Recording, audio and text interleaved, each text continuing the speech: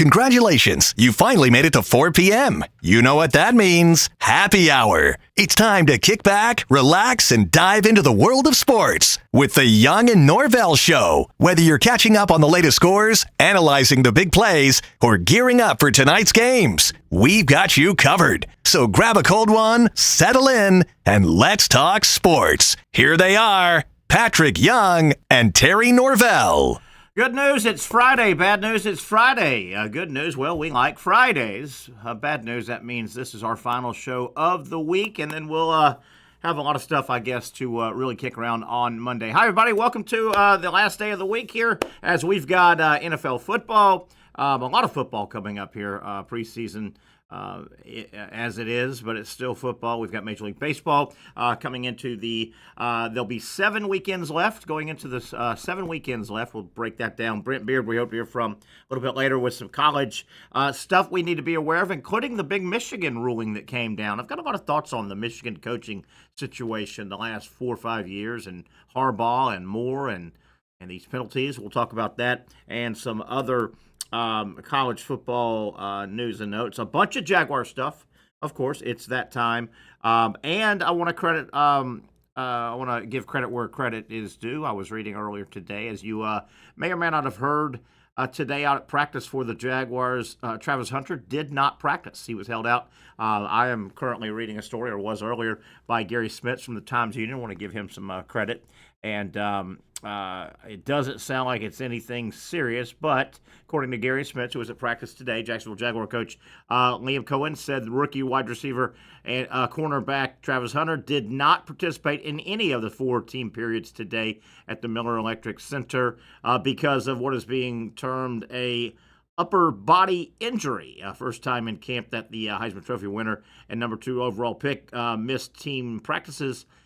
Team periods in the practice. Hunter competed in 33 plays the day before in that controlled scrimmage, internal controlled scrimmage for the Jaguars, 16 on offense, 17 on defense. Upper body, quote from Cohen, an upper body deal he's got a little bit, just precautionary. When asked if Hunter will play this preseason game coming up on Sunday at New Orleans, 1 o'clock, Cohen replied, "We'll figure that out. We don't know yet." Casey doesn't sound real serious. Now, they did label it upper body because when I started hearing this, the first thing I thought of, Casey, maybe just tired legs.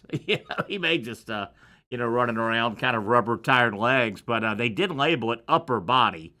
So that kind of rules that out. But I could see him getting a free day. Not that this is it, Casey, but couldn't you see him getting a free day or two somewhere? Yeah, probably. Just, he can do a lot of his,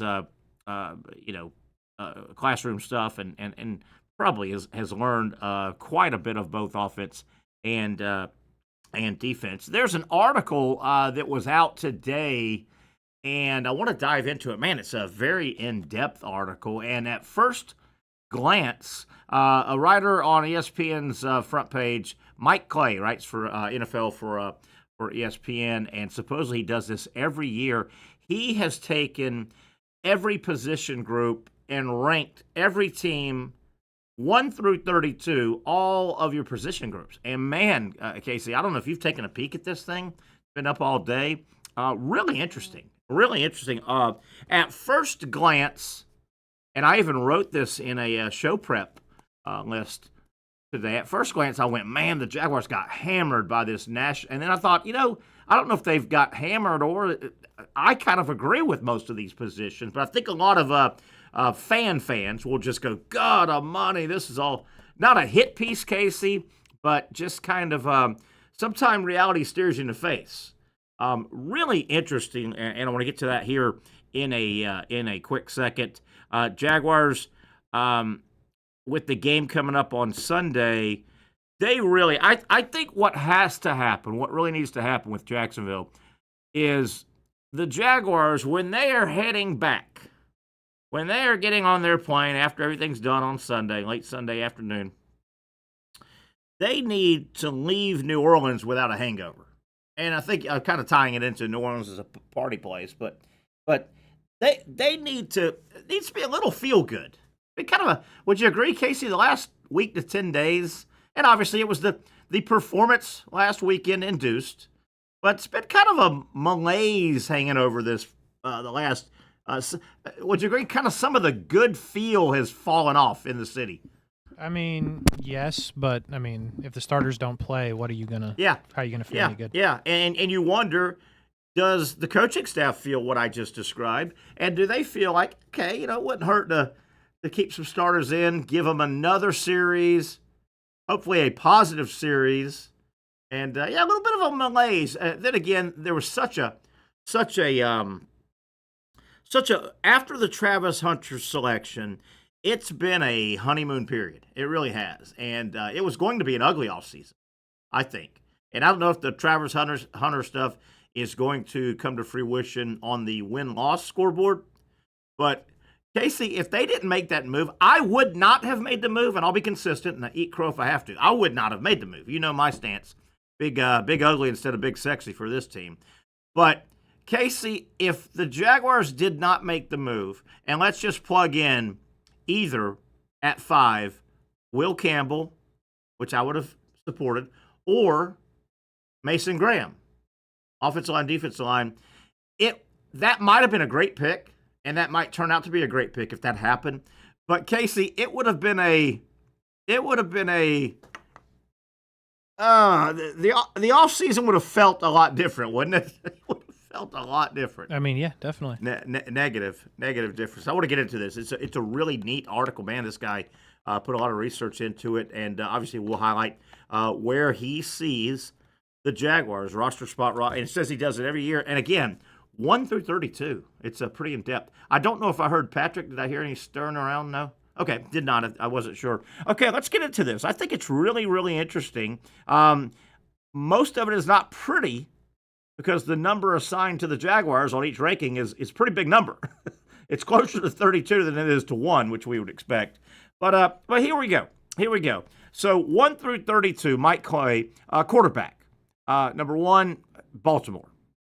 Buffalo, Kansas City. You know that at the top. You know that. So where does Mike Clay think the Jaguar quarterback situation? And this is obviously your starter, probably not your group. If you get down to your group, it's not going to be a good season anyway. It's got the Jaguars 22.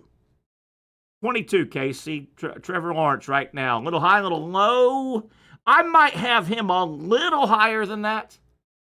1 through 32. Yeah, it's probably low. Little low, wouldn't you say? Just a hair, but yeah, he's got the Jaguars and Trevor Lawrence 22. Carolina, by the way, 23, right behind the Jags, and that's the opener.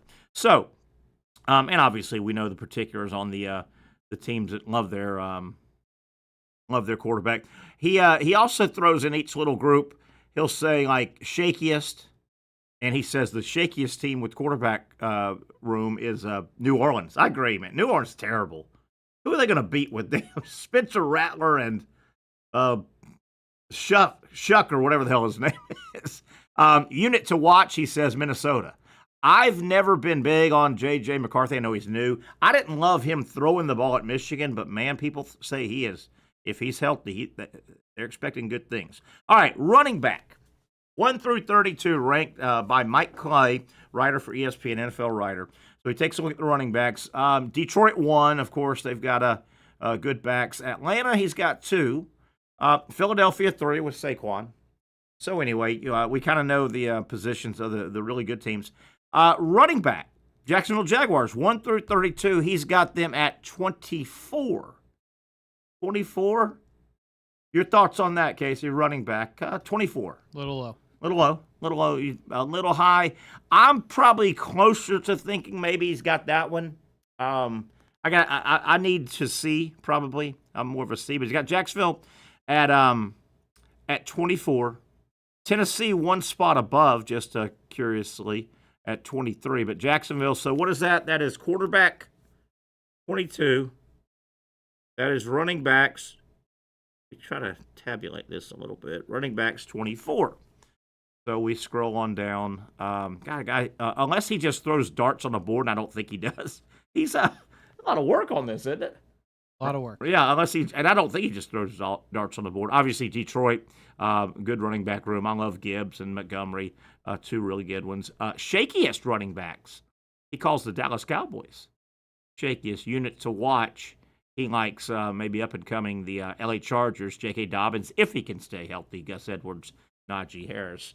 And he likes Hampton, their first-round pick. So far, Jacksonville, upper to mid-20s, quarterback, running back, overall rank. Wide receiver, let's take a look here. Cincinnati won. You can't argue about that with those guys.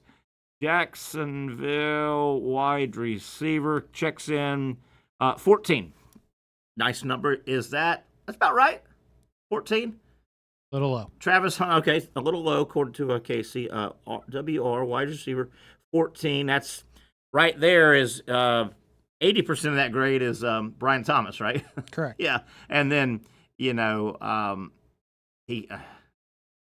I guess at 14, he's thinking Hunter's going to be good, maybe not great year one.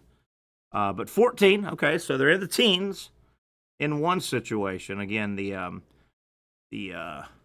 Bengals, of course, are one. All right, shakiest wide receiver group he calls the Raiders. Unit to watch, wide receiver, Tampa Bay Buccaneers. Gosh, Mike Evans still, all he does is get a 1,000-yard season, right? He's never not, yeah. That's all he does. Ay. All right, tight end.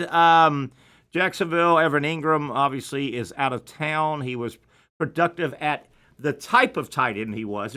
Ingram really didn't get down the seam like some of your star tight ends, but he caught a lot sideline to sideline and caught a lot of passes. Tight ends, overall rank, 1 through 32. This is Mike Clay from ESPN. This came out today. He's got the tight end play at 25. Your thoughts on that? 25 for Jacksonville, tight end. It's probably about right. About right, because there's a lot of unknown, right? Strange will elevate to 1, and we'll go from there. So, Baltimore 1, Pittsburgh 2, Vegas 3, Kansas City 4. Speaking of Kansas City, little side note here. Travis Kelce kind of looks like a henpecked every photo I've seen with Kelce the last 2 weeks. It looks like, why don't you just carry her handbag also for her? Have you seen some of the photos? He just looks henpecked. Does Kelce? All right, maybe just me. Shut up, Terry. Shut the hell up, Terry. What do you know? All right, offensive line. Here we go. 1 through 32. Philadelphia 1, Denver 2, Chicago 3, Minnesota. Tennessee at 5 with regard to the division opponent. Casey, this list ranking has offensive line, the Jacksonville Jaguars 32. DAL. Close, but would they be 32? I don't like their line at all, but 32, Casey. Called them the worst offensive line in football. I mean, they may be, but there feels like there has to be a team with a less amount of investment than they have on the offensive line. Yeah, but he's got Jacksonville 32, Cincinnati 31, Miami 30, Houston at 29. Again, Tennessee at 5. Let's take a look at, obviously, 1, he's got best offensive line, Philadelphia, and, man, were they good last year. Woo! Were they good. Now, Landon Dickerson, it looks like that injury's not anything real serious. Shakiest offensive line, according to this list, and we know, obviously, Jackson was 32, so he's got shakiest Jacksonville. Offensive line remains a massive problem area for the Jaguars and perhaps the worst situation in the NFL. Walker Little and Anton Harrison both posted poor pass block win rate marks in the past 2 seasons and are expected to be back as the team's starting tackles. The interior will have a bit of a new look as incumbent left guard Ezra Cleveland will be joined by newcomers in center Robert Hainsey and right guard Patrick McCarry. Goes on to say perhaps third-round rookie Wyatt Milam will make an impact, but it's hard to imagine this group making much of a leap. I'm in that ballpark. I don't think I would put him dead AL, but 32. So that really hurts as that kind of wraps up. So offensively, the rankings from Mike Clay from ESPN, 1 through 32 for the Jaguars. Quarterback, 22. running back 24, wide receiver 14, tight end 25, and offensive line 32. Ooh. Not great. Ooh. Now, not to be a Trevor Lawrence apologist, but that's the offensive side of the ball. Can you do a whole lot from the quarterback position if those numbers are pretty true? I mean, you got to make them better. Yeah, I guess. If the offensive line is truly the worst in the sport, then you're going to have a tough time. Yeah. I don't necessarily think they're the worst in the sport, but and the receivers are better than 14th. I think the running backs are better than 20, whatever. Gotcha. Okay, that wraps up the offense. Defensively, he starts out with interior defensive line. Seattle, he thinks, is the best in the league. They're 1, Arizona 2. Indianapolis, the Colts at 3. Wow, the Colts at 3, Tennessee at 4. So this is interior, not just defensive line, but interior defensive line. And he's got Jacksonville at 25. And I think it is a big question mark. I don't love what's going on inside at all. I like the outside, but the inside, Armstead and Mason Smith, what's he going to do for you, and on and on and on. 25, IDL, interior defensive line. 25, about right? About low? About high? What do you think, Case? With not knowing Armstead's situation, I would say yeah. Yeah, tough. About on. About on. If you know he's going to be a player, and I mean he may not be the greatest, but if you know his body's going to be there, he's going to play. He's 31 years old. He's played a lot of football. You certainly wouldn't take it any lower if you know he's going to play. Right. San Fran, the worst according to the list. Chargers 31, Las Vegas 30, New Orleans 29. Yeah, we've known this, but man, brushing up a little bit on New Orleans. God, they're terrible. They are a bad football team. They are terrible. You wish that was the opener. You do, definitely. I mean, they are miserable, it looks like. New Orleans. So, all right, that's IDL, interior defensive line. Jaguars check in on this list at 25. Edge rusher. Now, this has got to be good for Jacksonville, and it is. 6. They rank 6, and this is their strength, right? Their team strength. One of. They're two edge rushers, I think. So the Jags come in. So edge, they come in at 6. That's their highest grade, and probably will hold, I would guess. And I scanned this earlier, but I can't remember everything. Pittsburgh 1, Giants 2, Vikings 3, Houston 4, Las Vegas 5, Jacksonville at 6, 32, the other end of the spectrum. Edge rusher, Washington, the Commanders. How about this? He's got the Super Bowl champion, defending Super Bowl champion, Philadelphia, at 31. Interesting. At 31, and this was edge rusher, so I guess, Philadelphia found money in their pocket. Who's that linebacker that just came out of nowhere for Philadelphia? They just signed him, to a big contract. I mean, this guy was like a street free agent, and what's his, Baum? Oh, Zach Baum. Yeah. This guy, I know he's a linebacker, but I guess they're counting on guys like that, and they probably get their sacks other areas, I guess, right? I mean, Jalen Carter, Jordan Davis. Yeah, right in the middle. Yeah, big. The Georgia Bulldogs. Tennessee 30, Carolina 29. So nice ranking there for Jacksonville. Obviously, with I think that's their position strength of the team. Best Steelers, shakiest we said Commanders. Unit to watch. The Giants, they went out and got Brian Burns. I think he came over from Panthers. Mm-hmm. Panthers. Thibodeau's still there. Man, I thought he was going to be a star. He's the kid from Oregon. Correct. Yeah, big recruit too. Big. New York used number 3 on Abdul Carter. Correct. Abdul Carter, love him. You know, Penn State's got a carbon copy of him. Dennis Sutton, I think his name is. 3-name guy. Yeah, gosh darn. That Abdul Carter, man. He's a player. He is a baller. I thought this was interesting. I don't really consider this a unit by itself, kind of. And you're going to have to help me with this a little bit, Casey. This next unit that was ranked, off-ball linebacker. Okay. So this guy's not going to go get sacks on that side of the line of scrimmage. But this was really kind, and is that Aluakon? It's Devin Lloyd. Or Lloyd. Lloyd, I get. Yeah. Off-ball linebacker, 1 through 32. Jacksonville, 3 he's got. Is that high? That's a little high. Yeah, 3, though. So, Washington 1, Philadelphia 2.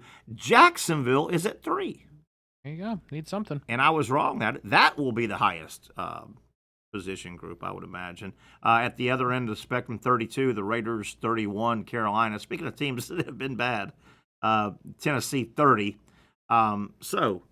Defensively so far, and how ironic, defensively, Jacksonville didn't look good the other night, and their interior defensive line, 25th, not great. Edge 6, off-ball linebacker 3. There you go. Stop it right there. Mm-hmm. Stop right there. All right, let's see what else unit they have here. I really enjoyed this article, though. Cornerbacks. Mike Clay from ESPN ranking 1 through 32, everybody at each position as a team. Cornerback position. Number 1, Baltimore. Number 2, Houston. Number 3, the Jets. Number 4, Philadelphia. Number 5, Pittsburgh. Other end of the spectrum. According to this ranking, the worst group of cornerbacks in the NFL, 32, the Miami Dolphins. Boy, I haven't seen anything pro Dolphins this offseason. Been a lot of bad. It really has. Gosh darn, I mean, nothing good. 31, Las Vegas. 30, New Orleans. They're going to be terrible, as we said.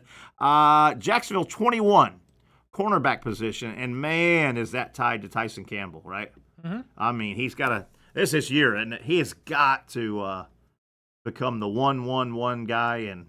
And 21, that's you want it higher, but is that about right with their group right now with some questions? And yeah, only because of situation. Yeah, free agents that came over. If you knew Tyson Campbell was going to be healthy, then I feel like it's a higher number, but you can't bank on that because he hasn't had a healthy season in years. The guy from it seems like the free agent from Dallas, Lewis, is it? Jordan Lewis. Yeah, Jordan Lewis. Seems like they're kind of happy with him, right? Mm-hmm.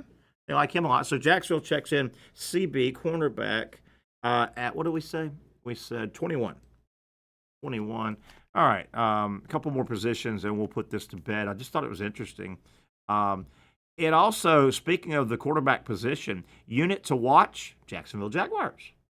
Yeah, that makes sense. Yeah, so Clay goes on to say, he's got it 21, but he says, Jaguars are set to return all 3 of their top corners from 24, Tyson Campbell, Monteric Brown, and Jerry Jones.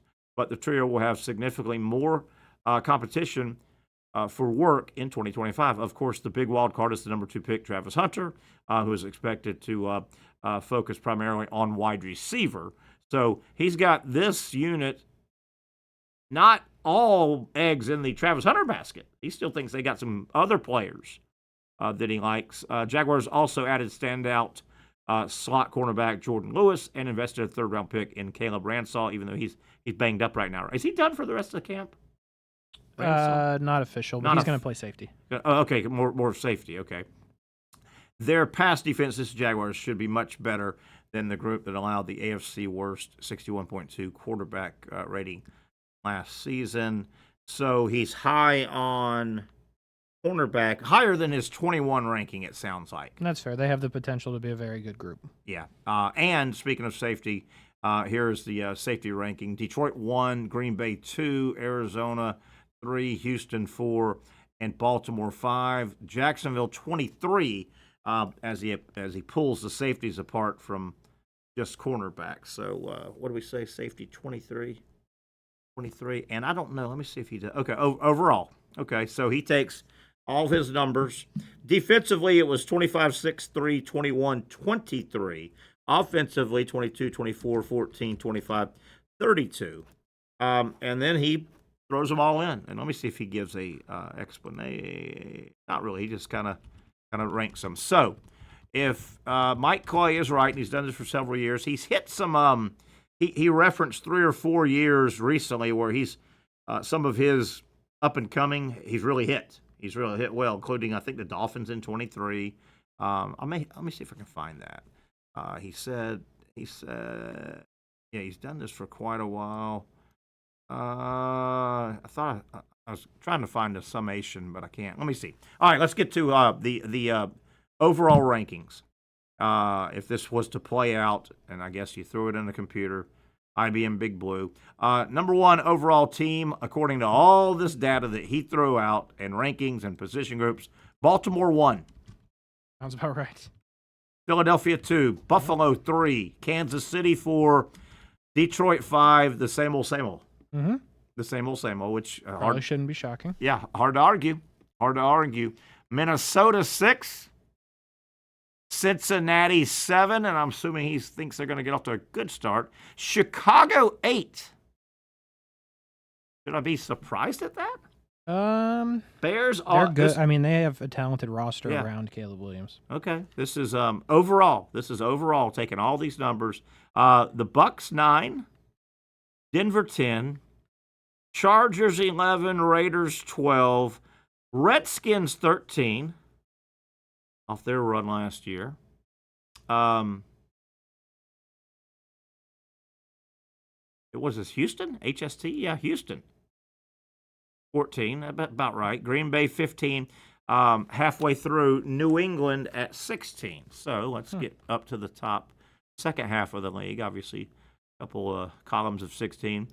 Dallas 17, Pittsburgh 18, Arizona 19, San Fran 20. 21 is Seattle. 22, Indy. And we haven't heard Jax yet. So we've heard Houston 14.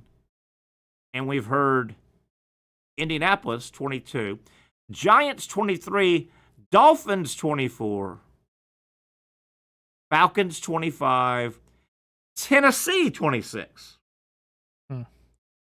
Jets 27, Jacksonville Jaguars 28, Carolina 29, Vegas 30, Cleveland 31, and the worst team according to all these data points, the New Orleans Saints. Jacksonville 28.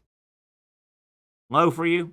Extremely. 5 spots? 10 spots? Hard to say spots? I'd bump them up 5 or 6 probably. I think they're a 6-7 win team. Closer, I would say closer to, 20 than where they are. So if 18 to 21 range probably. Okay, fair enough. So if his numbers held, he's got Jacksonville in 4th place of the division. Am I right? Yeah, tennis. I mean, ooh. See, that's the part where it's a little bit goofy because the Colts don't know who their quarterback is, and altogether Tennessee is not good. Yeah. So, I mean, as mediocre as I am on the Jaguars this coming year, I don't see them in 4th place. I don't know why. I don't know if 6 or 7 wins can get you out of but it can, right? I mean, they're going to be ahead of one of those 2 teams. Yes, probably both. And possibly both. If they can carve out that 8-9 win, which I think it's going to be hard, they've got to get 4 from those 2. Right? And they could. Yeah, they've got to get 2 and 2. Gosh darn. New Orleans is terrible. I want that to be the opener. I'm telling you. New Orleans is terrible. Oh, really, my really God. They are horrible. Do they still have the who's the dual threat little guy, the running back, quarterback? Alvin Kamara? No. They still have him, obviously, but the quarterback, the switchblade quarterback guy. Oh, Taysom Hill? Is he still doing that thing? No idea. Yeah. I would assume if he was, he would probably be in their quarterback competition. Yeah, I was going to say, why wouldn't he be in the middle of that? All right, there you have it. I thought it was a lot of fun. Good article, man. This guy, again, I don't think this guy, I didn't really know much about him, but Mike Clay writes for ESPN NFL, says he does this every year, and I believe him. I don't think he just throws darts, man. That must take a lot to put that together. Yeah. A lot to put that together. So, interesting. So, overall, he's not real high on the Jaguars. Overall, or maybe he says they are what they are. That is what they are. We'll talk some about Jaguars Saints as that game comes up on Sunday, 1 o'clock. A lot of other stuff to get to. Hope to hear from Brent Beaird around 5 o'clock. Off and running, 1 down, a long way to go. We'll take it to 6 o'clock right here on the Young Norvelle Show.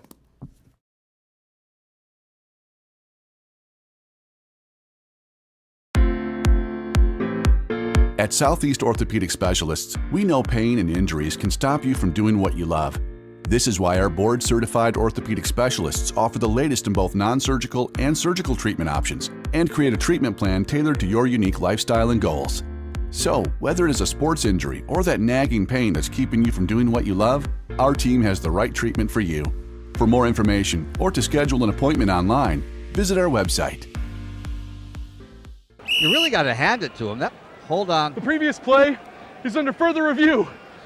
I'm not sure what he could review, but okay.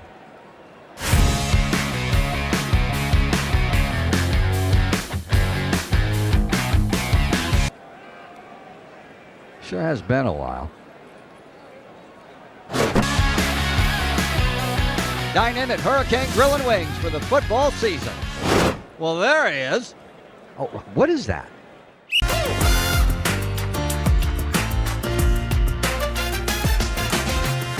Empower a future, inspire a dream. It's a bold but simple mission for the Jacksonville Police Athletic League known as Jags PAL. Help the next generation of kids in Jacksonville shape a brighter future. Their after-school programs, teenage leadership programs. There's community outreach. It's been just an awesome opportunity to be out here with my colleagues and do something good for the community. It's really been an interesting opportunity to just see everybody work together in a way that we don't normally in the office. And there's sports.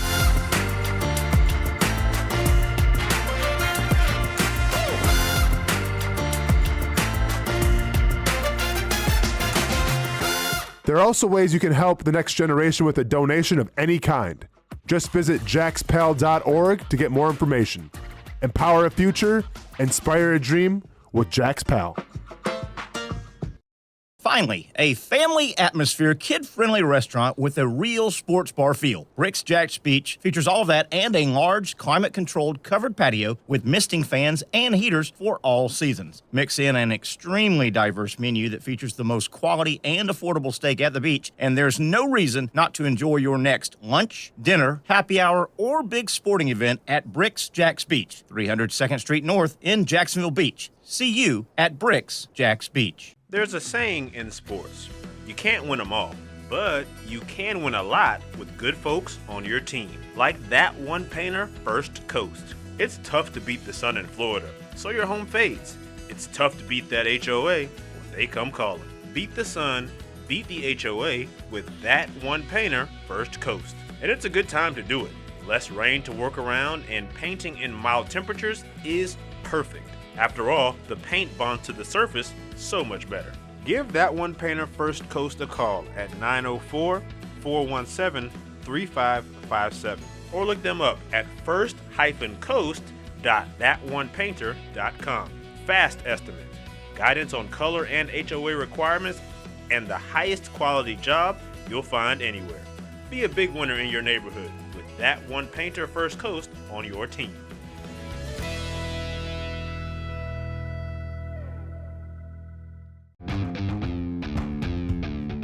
When you think sports, you think Action Sports Jax, the official station of the Jaguars, on location for every game. But the most experienced team in town doesn't stop there. From high school football to the big events in the area, Action Sports Jax is always on. Now, we take that to a new level. Action Sports Jax 24/7 is around-the-clock coverage of the teams you love and the moments you can't miss. The best local sports in Jacksonville on Action Sports Jax 24/7. All righty, they will be heading out, I guess, packing stuff up there and heading to the airport tomorrow as the Jaguars take off to New Orleans. Preseason game 2 of 3.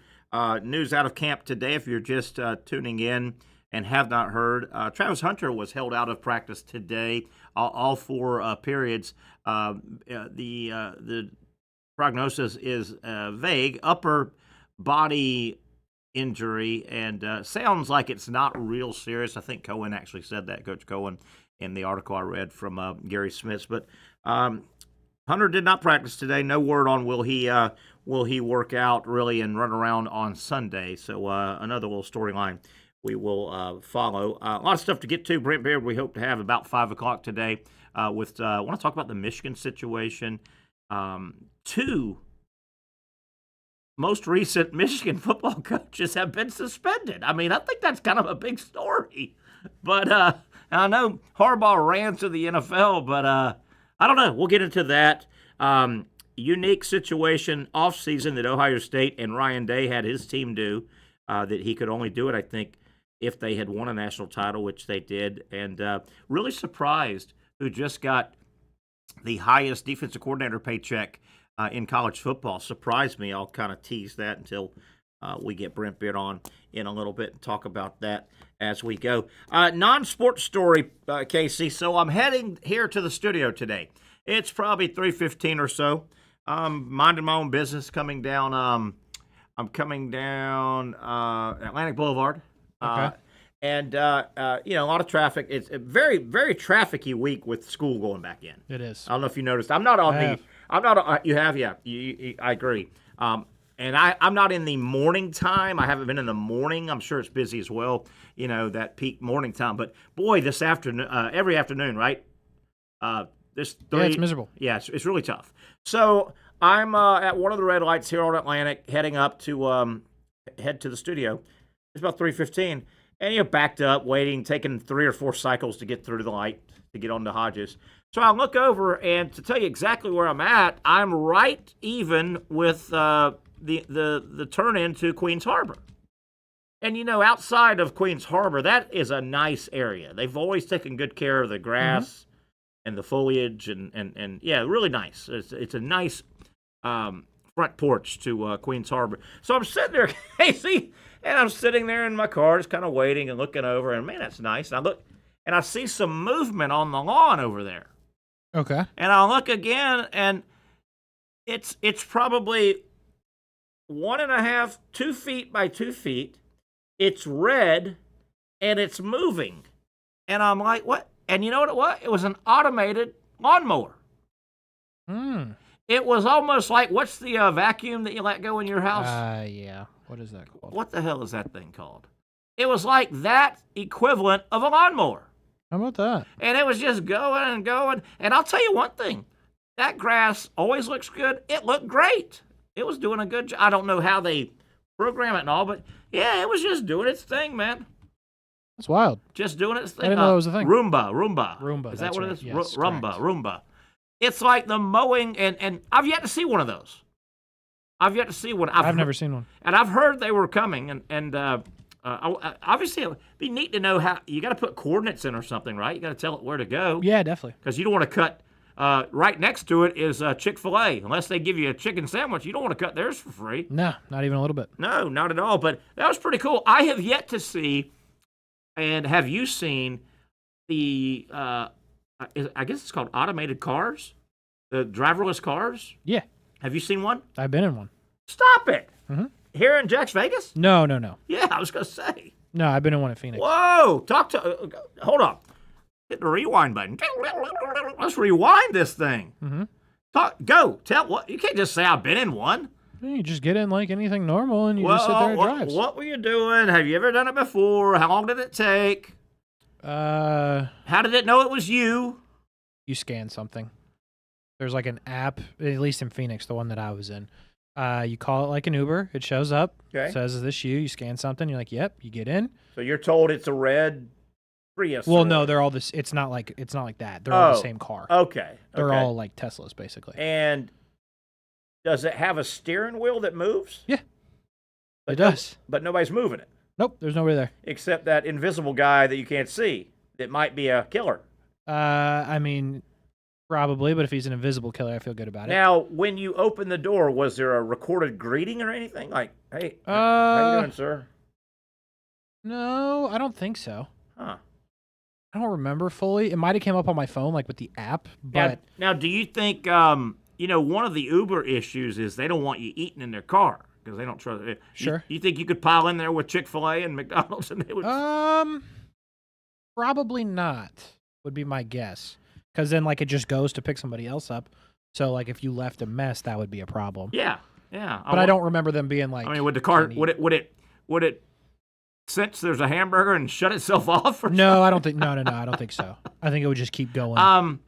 Did you feel like it obeyed all the basic traffic laws? I mean, yeah, it's really slow. It goes real safe. I mean, it goes the speed limit. Yeah, it's going to go the speed limit. Like the speed limit. Yes, exactly. Yeah. So like, I don't know. It was interesting. They had it. That's the only reason we did it. It wasn't like.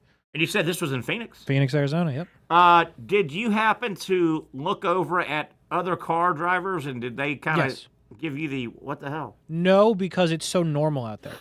Were you in the front passenger seat or did you get? I was in the back. Yeah. It's me and my buddy. We were both in the back. And do you think you could say, hey, can you turn on some tunes? Or There was a radio thing. I just forget how it worked. We didn't do it. And AC and stuff like that. AC for sure, definitely. You would probably get to control that. Yeah. That's in the back. And yep. Did when you got to your destination, did it say you've now arrived or? Yeah, there's the GPS of like the Tesla talked. Yeah. That's pretty cool. Mm-hmm. That is pretty cool. And just all credit card, just boom, boom, boom. Yep. There's an app just like Uber, and then like. What's it called? Do you know? I don't remember. Yeah. I'll find it. I would imagine at some point, you know how Uber and Lyft are the dominant ones. They'll be dominant ones of those, right? Yeah, this was it. Whammo. Do you know? I know you're not the expert, but you've much more than me. Sure. Do you know? Do you think Lyft and Uber will try to just spin off into that market? Yeah, I would assume it's extremely expensive though. Like to have the car that doesn't have the person. And I guess like anything else, generally you would think the driverless car, as you said, with the technology it would take, the front end cost is high. But if you keep that car making money for 5 years, it paid for itself. Correct. Yes. But you got to have the XY, the scratch to get it. Mm-hmm. Yeah. Wow. And that was your first time? Yeah, because, we got there and we didn't know that was like a thing, obviously. Yeah. And then we were like, I'll show you. Because, it's not like a normal car. Like, it is, but, it's something different. So we were like, what is that? And we were out there for, 2 weeks. And then we were like, we got to try this at some point. I'll get a picture of it. Nice. That is crazy, man. I was, that's got to be impressive. Were you scared at all? Yes, definitely. Were you scared at all? 100%.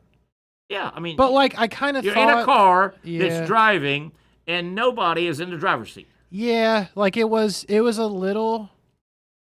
The part that worried me was somebody else hitting us. I didn't think the car was going to run into somebody. That's a good point. I thought, if somebody ran a light and we were, in the green to go, what's the car going to do? Think about... Just get hit. And we could ask Mike Freed this. Obviously, he's an attorney. Think about the whole world of litigation that's out there because, if you were in an act... There it is. That's the car. There it is. So, to my point... Pretty sharp looking. It is, but, you when we saw this camera-looking thing, and this thing on the top spins the whole time, by the way. Nice. We were like, what is that? And then we, figured it out. Sharp. And there's all the cameras, right? There's all almost the like a Tesla, reading everything. But, if you get in an accident, unless the brains of that thing went haywire, it's probably got to be the other person's fault. Yes. Wouldn't you think? Yeah, because it's not going to, run a light. But if so you wouldn't ever be probably held liable. But if you get injured, you're in the middle of that, Yeah, I wonder. Let's say, unfortunately, that there was let's call it just a fender bender. Somebody, a driver car hit your car, your driverless car. Mm-hmm. I wonder how awkwardly when the police show up, what do they do? What? That's new for the police. I mean, there's only half of the. Yeah. There's got to be something there. When we were talking about, because we were in the car talking about it, because I feel like that's probably what most people do. Like, what do we do if it crashes? Yeah. My concern was because, the way that the cameras work, when the light is yellow, it stopped. We're stopping. Most people go, right? If you're, right there. Yeah, sure. If this car's next to the yellow light, it's stopping. Okay. So my thing is, I feel like it's most likely someone thinks you're going to go. And they're going to reel in. Right? Rear end you, yeah. So that was how I thought it would happen. It didn't, but I'm sure it does. And you said there is no steering wheel. No, there's a steering wheel. Oh, there is. Okay. Mm-hmm. I was going to ask you, if there was no steering wheel, does it look like those cars could be retrofitted? Because at the end of their life, they'd probably want to just sell them as a car. Yeah, I'm guessing you could, hop in there. Yeah, that car looked sharp, I thought. I mean, I saw, it needed the GPS stuff and all, but it looked pretty sharp. Yeah, it was cool. Man. And, in theory, I don't know if this is frowned upon, but, if you had that many people, I guess somebody could sit in the driver's seat. I don't know if you're allowed. But, if you had that many people, I would think you could just sit there and not touch anything. I don't know. I didn't really think about it. Would you trust some of your idiot friends doing No, that? not mine. They'll start touching the steering wheel. Next thing you know, we're in the desert. The first and only time a human has actually got this car in an accident. Yeah, they would. That's exactly how it happened. Einstein got in the front seat, and It was so cool. It was cool because it was so normal. out there. Yeah, like this. Because we did a lot of research on it because we were really interested.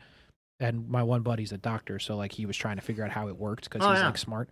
I was like, dude, just give up. Like, let's just accept it. But Phoenix is like a test market. Okay. For this, or was, and now it's like official. But like they've had it now for a while, to where it's like, if you're in downtown, they're just driving around in circles, and like you hit the button and it comes to you, and like easy. What was that automobile? Are those automobiles? They're not gas powered? Electric, yeah. They're electric. So at some point, that car would drop you off and then go to the nearest charging station. Yeah, I would think so. I didn't see it happen, but I kind of assume that's how it will go. Man, this is creepy, but it's cool. We knew it's coming. I mean, it's been talked about for 5 years now. We've heard they're coming, and they are. I mean, if you go to Phoenix, you should try it. Absolutely. Was the price high? Was it no?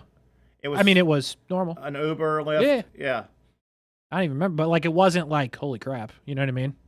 It's like, we just got in and did it, and it was normal price. You think that'll take over New York City? I mean, that's the taxi capital of the world. See, like, here's my thing with New York, though. The way people just walk out into the road, or like the bicycles. God, I feel like it's a little sketchier. You know what I mean? Yeah, and with that car being so safety-minded, it would never go anywhere. No, it wouldn't. I mean, you'd go 10 feet and stop. It would feel like the guy off the sidewalk's coming in. So exactly, yeah. So I'm sure at some point it will probably, but it feels like New York would be a difficult spot where, like, that's not really happening in Phoenix. Like, people walk, but when it says walk. Yeah, it was cool though. Man, that is really neat. Yeah, that is really neat. All this spun off on my little. It is, yeah. Automated lawnmower. I didn't know it was a big story. I would have led with it. Oh, in February. Man. Yeah. That's when we did it. No doubt. One other thing I was just going to throw out here. I was down at the arena this morning working. It's not in sports, but Nate Bargatze. Mm-hmm. You familiar with him? Yeah, for sure. Yeah, huge. Hottest comic right now, probably. One of. Yeah. I don't know about the. Yeah, but Shane Gillis pretty big. Shane Gillis pretty big. And actually, he just came through. He did? And it's funny. If I remember right, and I was a little bit ill, I think, when Gillis came through. I might have been supposed to be working his show, but I was having some stuff going on. I think Gillis totally sold out.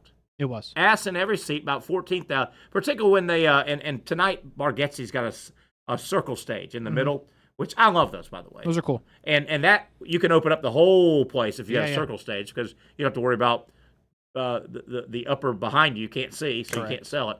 So 14,000 tonight, man. I mean, it'll be packed. But he's funny. I like him a lot. He's like most. He's observational humor, day to day, and relates to you and me. And at the grocery store, his thing is, number one, he's funny. He's got a real good, smooth, deadpan delivery, and he's clean. Mm-hmm. He's just. I mean, I don't even. He may not even say damn. I don't know if he does. Yeah. Just clean and funny, but it'll be fun. It'll be fun tonight. I'm not going. I worked it, but yeah, it's ironic. I guess where I was going with this is, the last two arena shows, and probably the two that I can think that sold out. Ass in every seat. There's probably about 12,000 hard seats in our arena downtown, ViStar, but like there'll be 2,100 chairs on the floor. Sure. Yeah. So about 14. But the last two total sellouts I can think of were not rock and roll or concert music. It wasn't basketball comedians. Yeah. Comedians. I mean, Gillis was here not long ago. That was a couple months ago. Yeah, and that was a sellout. Yes, it was. He's real funny, right? I haven't followed him that much. Yes. Is he dirty? Or can get? Yeah. Yeah, like it's you have to be into it. Like if you don't know anything, and you show up, there's a scenario you hate it. For Gillis. Like there's a chance you don't relate. He's got his own language kind of stuff, or no. It's just like, like a Grateful Dead. If you don't know what goes on, well, like a lot of his gimmick is like, not a lot, but there's a significant part of his act where he talks about his family members that have like Down syndrome. That's like a big thing. And if you're not ready for that, if you're not willing to, like, I can see that. I don't want to say laugh at that, but if you're not willing to go where he's going, then it's questionable. And he's, comedy is one of a couple of aspects of animation as well. Yeah. That there are some understood liberties that they can take. Sure. And it does make it better, I guess, wink, wink. I guess it makes it better if he legitimately does have Down syndrome people in his family. That's just not his shtick. Yeah. But I could see if you didn't know that, and you're getting settled in, and you and Sweetheart are getting your candy and Cokes, and my Down syndrome, stupid little brother, It's very like guy comedy. Like before he did stadiums, he did a lot of bits about how he'll watch like the girlfriends of the husband or the boyfriends, and like he'll watch the females that come to his show that don't really know what's happening, be disgusted, but the boyfriends will be laughing. I think he's very funny, but he's not for everybody. But on the flip side of that, Bargatze, though, like you can just buy a ticket and have no clue what's going to happen, and you probably won't be disappointed. Jacksonville hit a home run timing wise when Gillis came through, because he had just been on Saturday Night Live, I think. I mean, like days before. Yes, no, it was that weekend before. Yeah, and just smoked it, and all of a sudden, boom. There he is. Yeah, I think he's very funny. Real quick, this is a spinoff, how we got on this non-sports topic, which is fine, a little bit. The automated mower. Okay. That got us into your car, driverless car. Yes. But the automated mower that I was looking at on the side of the road at Queens Harbor today, that got me going back on a topic from yesterday. I'm still mad at how many buttons I have to hit to turn on my TV. Oh, you're still mad at this. And I found the paper. I couldn't find it yesterday. I literally wrote down. Oh, okay. How much? So here's the paper. Okay. So I'm looking at this lawnmower that doesn't have anybody pushing it. And we've got that technology. And then I'm thinking, but it takes me 800 buttons. Here's fair point. Here's my TV. Okay. When I go home tonight, and I want to turn on my TV. Okay. I have to, number one, hit the power button. Power button. I then have to hit source. So it'll, and then I gotta scroll to your right source. Scroll to the left, and then scroll down. So at this point, I've hit like 9 buttons. Okay. I got to scroll all the way down to hit YouTube TV.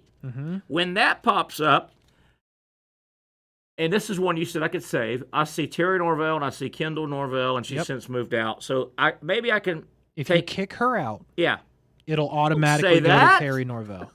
Okay, well, not out of your house. Well, she's already out of your house. Yes. But if you kick her out of the social media, so then it'll go right to Terry Norvelle. So that'll save me from 10 to 9. That'll save you, Then when I pop up, I have to hit the left button to get all the way to the column, to go all the way down and say Terry Norvelle wants to go to YouTube TV. What the hell kind of TV do you have? I have a Samsung. Maybe get a new one. Then I have to hit, a big white box comes up, and I have to click this big white rectangular box that says go to YouTube TV. What the heck? Then when YouTube TV, I have to scroll over. It's at the top. I got to go over one side, and I got to click on live because I want to be watching live YouTube TV. Yeah, now I'm with you. Yep. Okay. The YouTube TV and interface. then I have the option to scroll my history boxes. It'll say ESPN, and it'll say AMC. I'm watching Mad Men, blah, blah, blah, blah, blah. So at this point, I'm about 14 clicks in. A lot of clicks. And, yes, so that's the end is basically I can click history, or I can start going to my scroll down what I want to go straight to. My guide. Your guide, yeah. My guide. So that's about 20 clicks just to sit in and watch. Yeah, I mean... It drives me nuts. So, and I've got here, look, right here. I'm going to circle it. I'm circling it right here. Lord knows if in one of those 20 clicks, I hit the wrong button. Correct. You're way back at... You're batting leadoff. Yeah. You're batting leadoff again. So I'm trying to. God almighty. Yeah, I think you need a new TV. It's only about 5 years old. It sucks though. Ah, man. I mean, maybe try the TV from upstairs that we were talking about yesterday. And you know where this really, it's this time of year that really chaps me because Absolutely. there's times I'll rush home and it's a Saturday. Let's say I want to watch college football all day, all night. Let's say I'm rushing home. It's 5 minutes after noon. I'm running a little late. Gym, grocery store, whatever. Ohio State's playing Penn State. They've already kicked off. It takes me 5 to 10 minutes to get the TV going. That's tough. It takes me a good 2 to 4 minutes. Yeah, that's just not good. And if you know a game has already started that you want to watch, that's a long 2 to 4 minutes. It is. I could argue with you. What are the odds they're running the kickback? It's a long. All right, so check this out. This is my TV remote. Okay, yeah. But it's a little different. Yeah, but I want you to pay attention to these 4 buttons here on the bottom. Okay. All right. There we go. So on Amazon Prime, you can basically, because this is a Roku remote, all right? Okay. Not Samsung, Yeah. Roku. I have a Roku. Okay. And I bought an Amazon remote in which these buttons that you see on the bottom, one of them is YouTube TV. Yeah. So when my one of those is much more busy, but I think I might have some of those YouTube TV buttons. So I go home, I hit TV power up top, Okay. and I hit YouTube TV, and guess what? I'm there. Really? I'm there. Couple of scrolls to find, what I'm looking for. But again, my channels at the top are like what I watch. Well, let me tell you this. This was about a year ago. Uh-huh. And there's really nothing in the world worse than when you have to call like your TV people, your provider. I can't imagine doing that ever. Yeah, I had to for some reason. I don't know what. Something got knocked out of whack. Okay. And I actually had to call, and I got a person online. And while he was fixing it, he reset I couldn't remember a password or something. Sure. And he was a nice guy. And I go, hey, man, listen, I'm dead serious. I said, hey, excuse me, can I ask you a quick question? And I told him I said, man, is there anything I can do about? And he told me, there was one thing he told me I could do, and he did it with me. On the bottom of my screen, a lot of times there's a bunch of options. It'll say all that Hulu, YouTube TV. Sure. And YouTube TV was like the 14th one down. He goes, you can move it closer, so you only have to click 4 times instead of 14. Yeah, I'm sure you can. But that's all he said I could do. Yeah, I mean, he's not going to tell you to get a new TV. That's what I'm telling you to do. Oh. I'm telling you, Roku's the way to go. I don't want to change right now. It's close to football season, though. Because, man, it could take me 2 months to get this thing right. You know? Yeah. So you got to understand, technology doesn't work for me like it does normal people. No, I know. I mean, it's a whole I've seen other in game. action. Yeah, it's a different game. Yeah. And it's not me. There's a conspiracy out there. Huh. The conspiracy, I'm telling you. Between technology and you. They don't like me. Yeah. I think the technology people know that I'm so smart anyway. They need to slow me down a little bit. Yeah. I think that's what it is. I mean, the part that throws me off is you can figure out how to chat GPT. I love that, man. But you can't get on YouTube TV. I love that chat GPT, man. It amazes me. I tell you, I love that. No, I mean, it's great. I'm not, but by the way, that has really helped because I don't have a, is Siri tied to iPhone? Yeah. Okay, so Siri is everybody's helper if you got an iPhone. I don't have a helper. ChatGPT is my helper. Yeah, I mean, it's great. We use it today. Austin had this bug on his car, and he was like, what bug is this? So we screenshotted it. You mean literally a bug? Legitimately a bug outside in the parking lot on the car of his What truck. was it? Well, we didn't know, so screenshotted it. I sent it to ChatGPT. In 2 seconds, it was like it's a water scorpion. Is it deadly? No, it's not a real scorpion. It's kind of misleading. That's a tough word, too, and it's scorpion. Yeah. But Yeah. it's just this ugly stick-looking bug thing. But Austin was concerned. We sent it in, and we got an answer in literally 2 seconds. Did he smush it? No, he Or said was he he- just got in the car and drove away. Or was he scared of it? He was he was scared enough yesterday to send us all a video of it. What color was it, you said? Dark. Yeah. Isn't that amazing? So you took a quick photo and Mm-hmm. and that's a man-eating scorpion. Yeah, let me It'll get this over spit here. something in your eye and you'll go blind. So here's what's crazy about You that. remember that bug when you were a kid? Suppose there's a bug, it could spit in your eye and you go blind. I think that's a wives' tale. I've never heard that once. Yeah. This bug though, so we send it to ChatGPT. It tells us what it is. Nice. And then it was like, "Do you want me to tell you what it does?" And I was like, "Sure, why not? I'm here." And then it gave me this whole thing. And then it was like, "Do you want to know how it kills prey?" And I'm like, "Sure, why not?" So anyway, the point is, this bug, when it kills prey, if this thing would load, I'll show it to you. But there's like a big long needle type thing that this bug has, and it basically like stabs the other things that it eats, and then like squirts stuff into that bug, and then like drinks it. What? I swear. I mean, that's what ChatGPT said earlier. Mother Nature's cuckoo. Yep. Holy cow, that is nuts, man. Isn't it? That is nuts. I actually am such a Chat GTP guy, GPT, whatever it's called.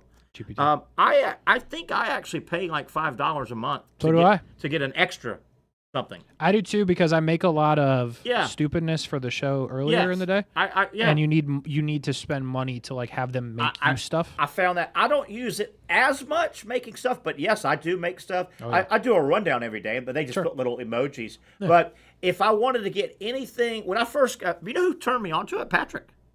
How about that? Patrick a couple of years ago said, "Man, this Chat GTP is great." So, but yes, you could do the free, and I started out doing the free, and it wasn't too long. I didn't want to do a whole, presentation, but I wanted to get a little more. And it said, well, to do that, you need to have a $5.99 or whatever. And I think it's good money. It's good money. I agree. I made a whole sort of kind of. Do you remember Nick, Tennessee fan Nick? Yeah. He used to work here. He moved to Tennessee, and so we killed him off. Oh, right, good. as a gimmick. Good. And he can't swim. So I asked ChatGPT. I sent it pictures of Nick, and I said, "Can you make my friend drowning?" And they did. Nice. And we made a whole video. Anyway, this is the bug. Holy cow, that looks mean, and he's sneaky, man. He blends in. So this thing on the bottom here is like a big long needle. Oh my God. There was some argument about what that was. I had my thoughts, and they had their thoughts. And as it turns out, that's part of him at the bottom? Yeah. That's the needle thing. Wow. So I thought that was called a reproductive organ. Yeah, sure. As it turns out, it's not. This is a water bug, and the long thing on the bottom, like sticks up it's like a breathing tube, if you will. That is awesome. Yeah. That looks like a nail with some hypodermic needles, and man, that guy looks. But all in all, you found out he's not too. Yeah, he's fine. Yeah, he's not too bad. It can also fly, by the way. That thing is a water scorpion. It works as the long thing at the bottom works as his periscope and his breathing thing. That is correct. That is really cool. I know, right? And he's got other power. He scared the bejesus out of Austin. 6'6" UFC fighter Austin Lane was very concerned about this. He came running in. There's a bug on my car. There's a bug on my car. And I was like, all right, let's figure out what it is. Are you one of these guys? You're supposed to. And I couldn't do it when Kendall lived with me because she goes nuts when she sees spiders. Okay. But there's kind of a rule of thumb I hear. You're supposed to not kill spiders. Supposedly spiders around the house are good. I had no idea. Have you heard that? I had not. Nobody told me that. But then somebody always says, what about a brown recluse? It's going to get you and kill you. Does a brown recluse ever kill anybody? You've heard that story, right? I have. Yeah, I've heard that multiple times. It's a brown recluse. It's going to kill you. I mean, it's never killed anybody that I know. I know. So, like... you're also supposed to be very kind to snakes. Not a chance. Supposedly, snakes are good around the yard and all. They do good. They kill bad stuff. And I'll kill any snake. Yeah, they got a bad connotation. The way they're the worst. They just hate them. Just the way they snake around. Hey, they're just gross. Yeah. I mean, so you're a guy. If you see one in your yard, are you tippy-toeing to get the shovel? Or what? I mean, you don't go shoot it, do you? No, I don't.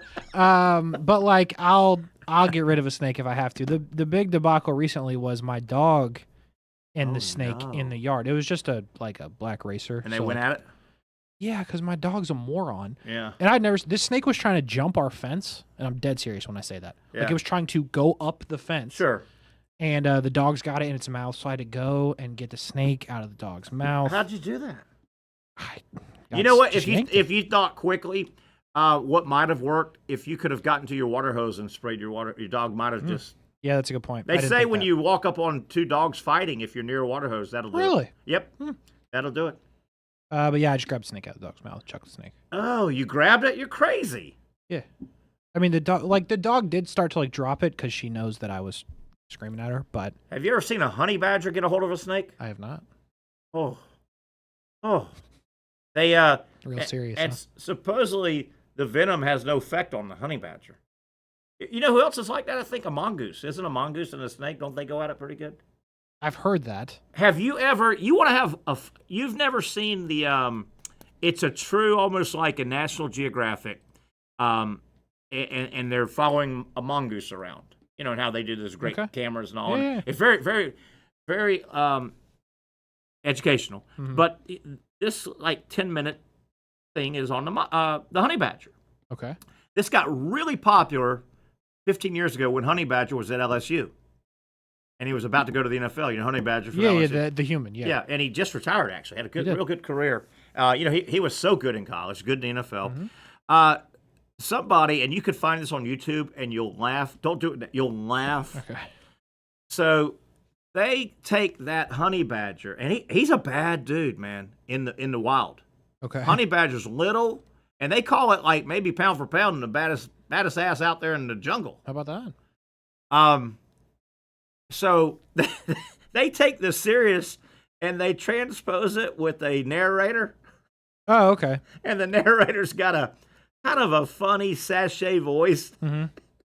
Oh, is it funny? All right. And they follow him around, and this honey badger's going up a tree, and he's hungry, and he sees a snake, and honey badgers like snakes, so he starts trying to kill it. That's awesome. And that thing's striking him, and he doesn't care. Good. He says it goes one point, whatever the venom does after so many strikes, it'll knock honey badger into a quick sleep. That's amazing. But then he'll pop up like 2.5 minutes later, ready to go. That's awesome. Hey, I mean ready to pick up. Yeah. That's cool. If you get a second, look up YouTube honey badger, the funny one. The funny one. Oh, make sure my to get God. the funny I one. mean, honey badger. I know it. Honey badger is a bad dude, man. All right. Now, I don't think he looks for his everyday life is just. Yeah. And he likes to eat snakes. I respect it. Goodness. I don't know how that could be very filling, nutritionally wise, because they're, small and skinny, but. Ooh. I don't know. But, man, you don't get a lot of guys looking for some snakes. No, you do not. You know? You definitely right? do not. Honey badger wakes up. Let's go see if I can find a cobra. I love that. All right, let's take a break. I don't know if Brent Beaird's around. I don't, he heard a lot of that. I hate to tell you. Oh boy. Okay, let's take a break if Brent doesn't mind. We'll come back. It's a fun Friday, as you can tell, edition of the Young Norvelle. We'll get it back on the tracks. College football talk. Michigan, some stuff going on, and Ohio State, some off-season book reports. Pete Golding of everybody, you would think. He'd be the last coordinator to get a big payday. We'll talk about that and a whole lot more with Brent Beaird on the other side. You really got to hand it to him. Hold on. The previous play is under further review. I'm not sure what he could review, but okay.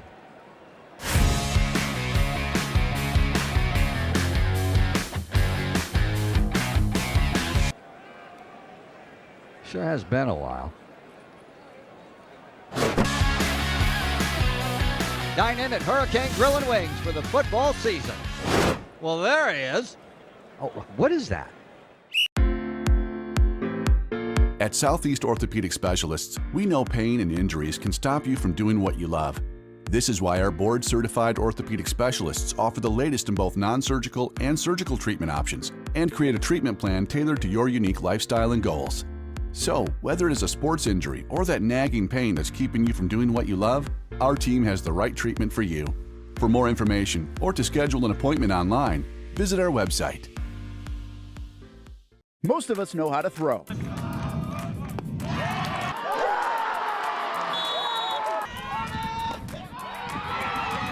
But you need to know what to throw. I'm not talking about footballs, baseballs, softballs. We're talking about those items you need to recycle. Republic Services explains it easy. Recycling simplified. 1. Know what to throw. When in doubt, throw it out. 2. Empty, clean, and dry those materials. It takes an extra minute, but it makes a big difference. And 3. Don't bag it. This makes the recycling process faster and more efficient. This is a look at the Republic Services North Florida Recycling Center. You can make this process even more efficient. By utilizing those 3 steps, Republic Services can help you become a better recycler in your home. Learn more at recyclingsimplified.com.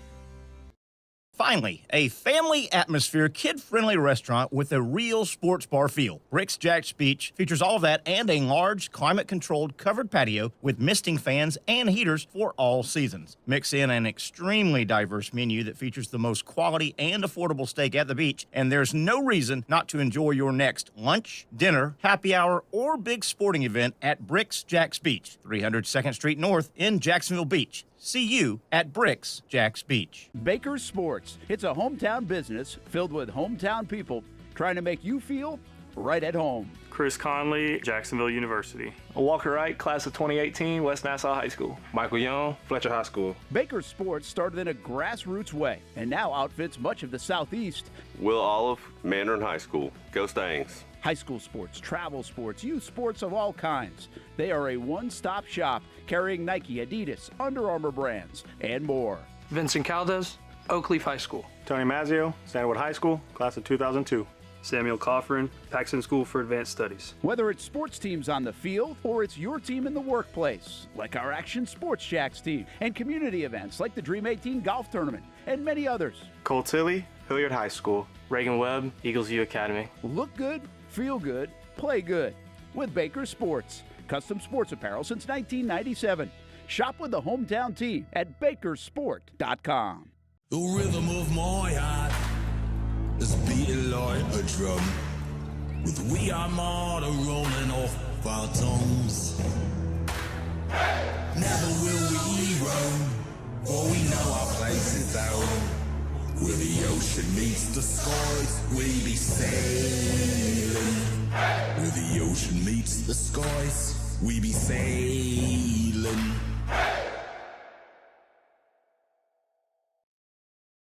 All right, we've had him on for a long time waiting, and we apologize, Brent Beaird. Got off on a tangent there as we welcome our college football guy to take us through. Greetings. Hey, buddy, sorry to keep you so long. We had some crazy stuff going on. How you doing, man? Friday, hot Friday out there. It is. We are a week away from some football. How about that? Will whet our appetite. We're 2 weeks away, or less than 2 weeks away from the real thing. Yeah. Having 6 SEC teams on the road. Yeah. In the first week is pretty exciting. The Michigan stuff is out. Yeah. Yeah. I kind of question if they have learned anything from it, but they got fined a lot of money. Yeah. And now one thing I am glad the NCAA is getting away from is this silly taking away vacating wins. Yeah. Absolutely. I've always thought that if you won the game, yeah, you deserved to get credit for it.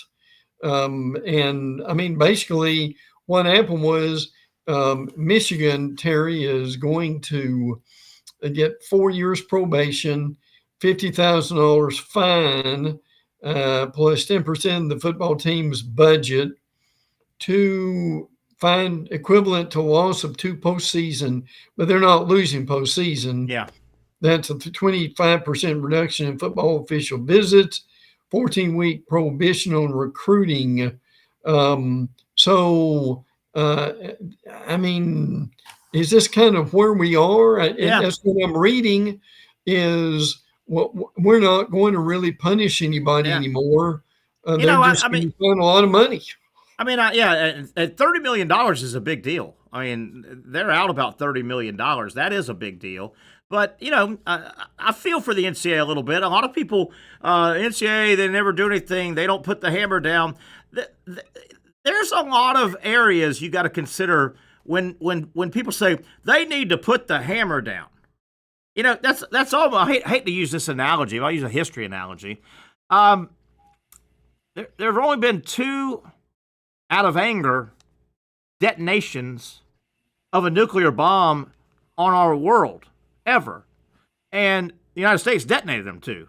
Yeah. Hiroshima and Nagasaki, right? Right. Well,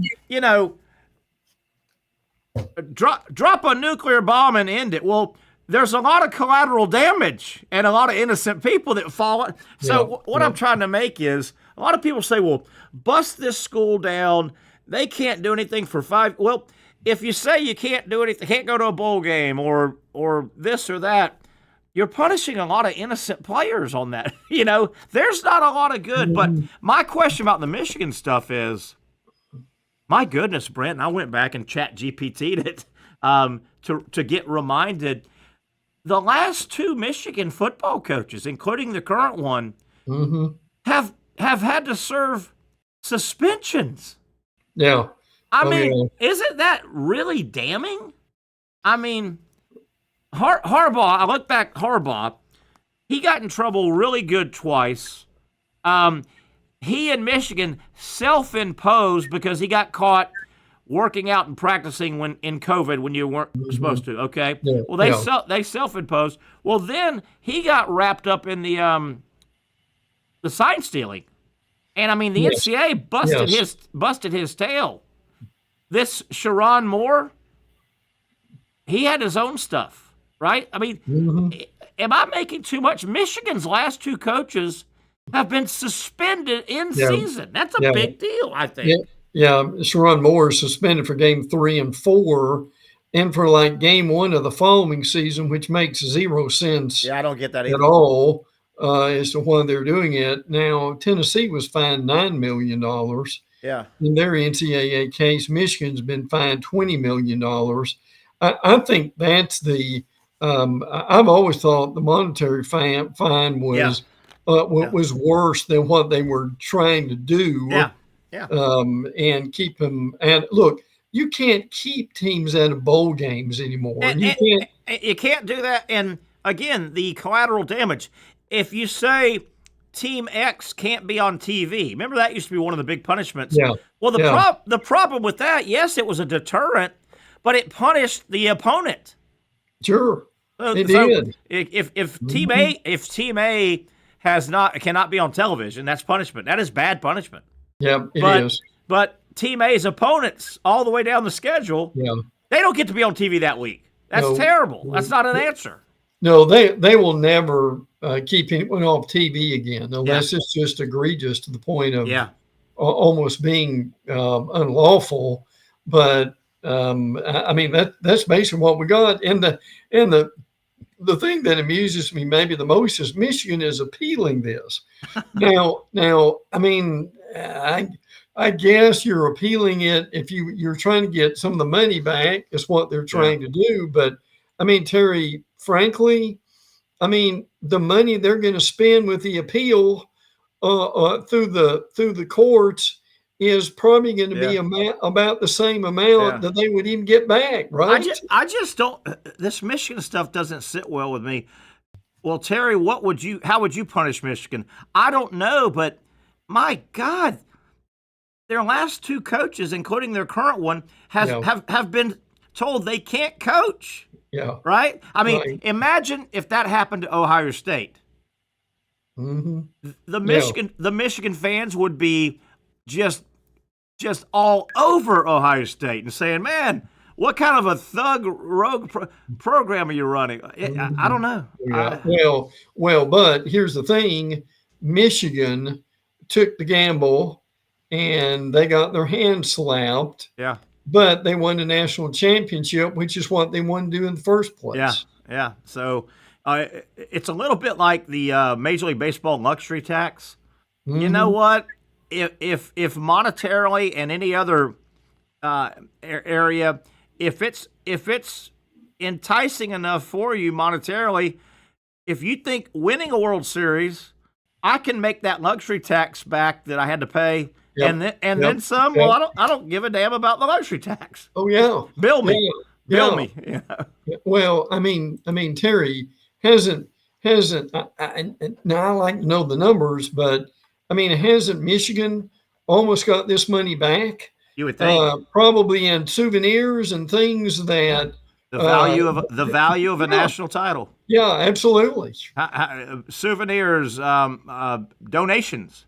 Yes. You just stirred up. Yes. Michigan hadn't won a title in years. You Yeah. just stirred up the nation. Speaking of Michigan, Ohio State, Brent, I don't know if you saw this, kind of funny, and I truly don't. I believe this could not have come out if Ryan Day and Ohio State did not win a national title this past year. So the story is that Ryan Day, coming off the national title, he wanted to kind of start working on his team's psyche. And, hey, man, that was last year. That was last year. Coaches always look for motivation.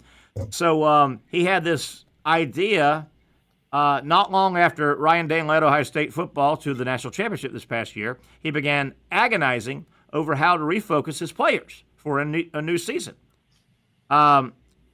So Day had an idea. He had his players read a book. He told his team they have to read a book.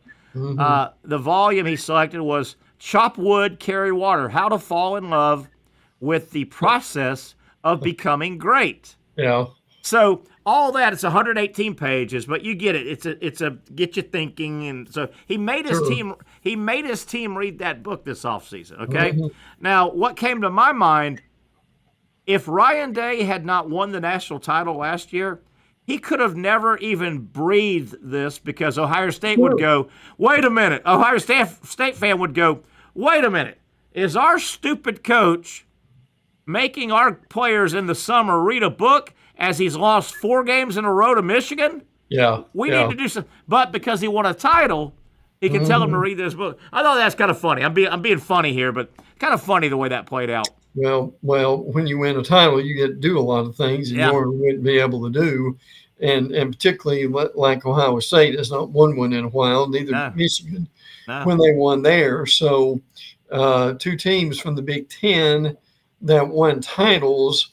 Penn State is up there. They're in the top 5. I think they're number 2 in the AP poll. But look, I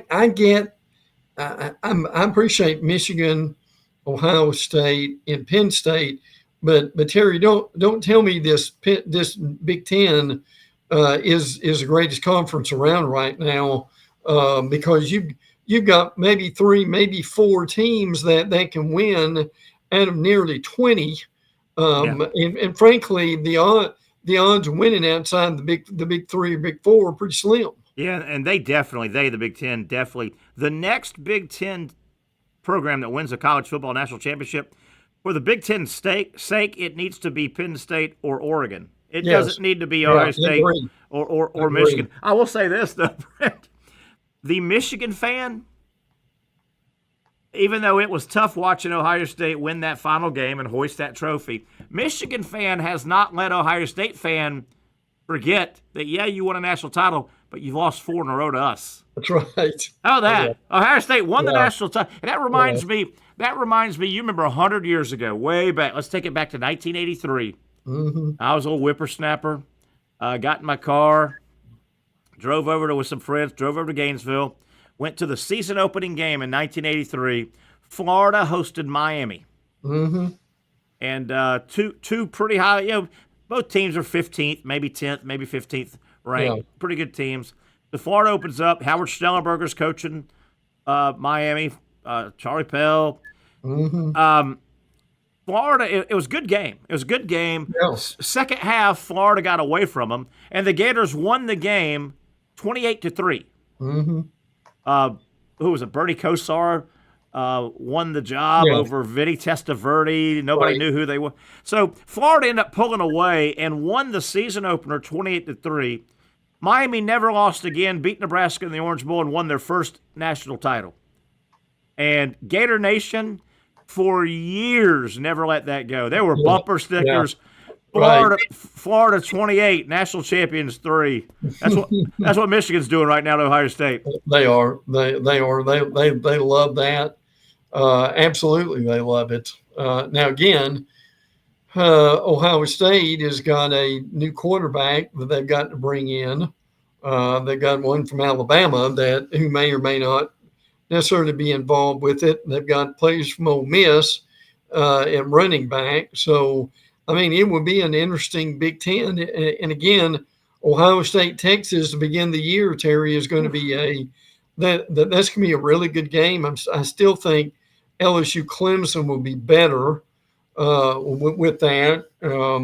So all in all, man, it's hard to believe we are now we're a week away from college football. Week 0, and we're 2 weeks away from, or less than 2 weeks away from, one of the favorite weekends of the year. Yeah.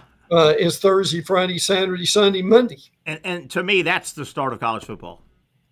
Oh, yeah. That week. Now, Yes. I'll peek at the games next week, and I think there's one or two, Kansas State maybe, or somebody. And that game of the game in Dublin is the first week, is it? Is it not? Yes. Yeah. Yes. And you know what would be nice?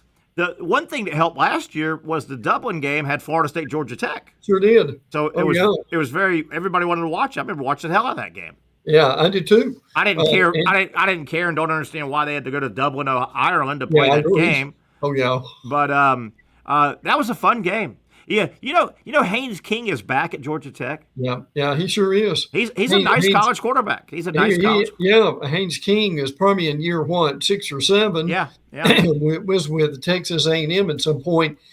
Terry, is it not this year but next year? Doesn't Michigan go? Michigan plays. I'm trying to think. I'll look this up in a minute, but Michigan plays someone over there overseas, and it's not London either. Yeah, I think it may be that series. I don't like that series in terms of just doesn't make any sense to me. Yeah, I understand. Yes. And how about FSU fan? And I mean, this really, I talked to some people that I know some people that made that trip. FSU fan. Yes. And I mean, sports is an inexact science. I get it. It's one of the only reality shows you really have. Yeah. You just don't know what's going to happen in sports until it happens. But, man, I talked to several friends of mine that made that trip, and, I mean, FSU stunk it up. Yeah, they did. Georgia Tech wins the game. On a field goal, yeah. On a field goal. And, yes, you got a trip, and a lot of people went, I mean, that wasn't cheap. Oh, and I talked to some of my friends that made the trip. They're like, God, how about what a brutal flight home. I mean, now you saw stuff and you made it a vacation, but you sat there and went, did we just drop $8,000? Yeah. To go 4,000 miles to see our team get beat, and we got to fly back another 80 hours to get home? Yeah. Well, the bigger story there was how well Georgia Tech played. Really did. How well Georgia Tech played the rest of the year. Yeah, they were good. I like their coach. I like their program's turned around. They probably should have beat Georgia. Yeah. Oh, yeah. 13-12. But Terry, that thing was 13-12, and I never really thought for a minute Georgia would lose. Did you? No, I didn't. I thought they were going to win. But I'm telling you, the way that program has played, that series has played out, I think Georgia fan, they wouldn't say it out loud. I think Georgia fan, and I think Kirby and those boys say, hey, Georgia Tech's going to be a handful here for the next few years. They really are. Oh, yeah. And you remember, I'm trying to remember that there was a awful call on Georgia Tech that I believe – Terry, when it 4th down and Tech actually held Georgia. I think so. And there was an awful call toward the end of the game. They gave Georgia a first down and really they gave them the ball back. Yeah. So boy, that was tough for Tech. Really was. I just saw this and I'm not anti on this coach, but it just kind of hit me between the eyes today. I see the headline from college football. One of the headlines says, Pete Golding. Yes. Signed new contract, highest paid DC right now. Yep. And where's he at? He's at Ole Miss, right? He's at Ole Miss. That's right. Came over from Alabama. And I know Ole Miss went hard on defense in the portal, and they picked up their defense, but this year they played better defense. And good for Kiffin. He saw that was a Achilles heel. They played better defense. But Pete Golding is not the best. Pete Golding should not have the highest paid D coordinator job, in my opinion. Yeah. Am I all wet on that with him? Maybe he's better than I thought. I think he's pretty good. But I'm not. I'm with you. I mean, I'm frankly surprised that happened. Now they've got Princely U at defensive end. They got Centurion Perkins comes back. Yeah, he's a nice player. Yeah, he really is. DJ Donnery is that. Their linebackers are pretty stout. Sage Ryan, 21 starts at LSU, so he is pretty good. I mean, they've got. I mean, the offense is going to be good. Yeah, sure. But I can tell you right now where Terry, they were headed straight to the playoffs, but last year just it was crushing for them to beat Georgia and then lose to Florida. Florida really kept them at the playoffs. Yeah, I was at the game, and Florida played well, and they did. And some things went their way. The big receiver Harris, I think, went down like the third play of the game or third drive of the game, and it looked like Florida had nobody to cover him, and then he hurt his hamstring. But yeah, it was a weird year the way that played out with Florida. And you're right, man. I mean, that was winning you're in. I mean, oh yeah, and you make a good point when you're a program that you're chasing one or two teams. And Ole Miss has been chasing Alabama, and Ole Miss has been chasing Georgia. Yep. And you finally catch them and pass them. I mean, they beat Georgia up pretty good. They did. They really did. And then no knock on Florida, but then they go drop the ball against Florida. They go drop the ball against Florida. And I'll tell you a couple of big moments in that game. And qualify this under these. Sometimes sports is about, the little story, I think I can. Think I can. Yeah. Early in the game, and they did it Florida had about 2, maybe 3 out of 5 attempts. Ole Miss had the 340-pound guy on defense. That they would hand the ball on 4th and 1, 3rd and 1, 4th and 1, and he never got stopped. Yeah. And early in that game, national televised game, here comes that guy, and Florida drills him and stops him. And they stopped him a couple times that game. I think that, in a weird way, Florida went, we can play with these guys. Oh, yeah. Well, and to your point, if Florida plays that game in September or October, there's no way they win that game. They get drilled. Oh, they do. But they played the game in November. Well, that which made all the difference in the world. That now they played. I mean, they played the game in frankly in late November. They ended the year with Mississippi State, but yeah, it was a huge 2 huge wins for Florida to basically end the season against LSU and Ole Miss, both those games at home. I was on with our buddy Bill Shanks a couple days ago this week. Bill, obviously the dominant sports radio guy in Central Georgia, known all over the state. Great guy. You're good friends with him. So he wanted to catch up on Gator football, and we talked a little Georgia football. I'm still very, very intrigued by this year's Georgia team.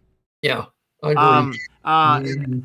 And I get it. I know how far they went, but some of the luster came off. Some of the It did. Last year, and this happens to all pro, you just can't stay. It's easier to fall down than get up, right? Sure. But last year, I know they had a good year and they got in the playoffs, but some of the luster came off.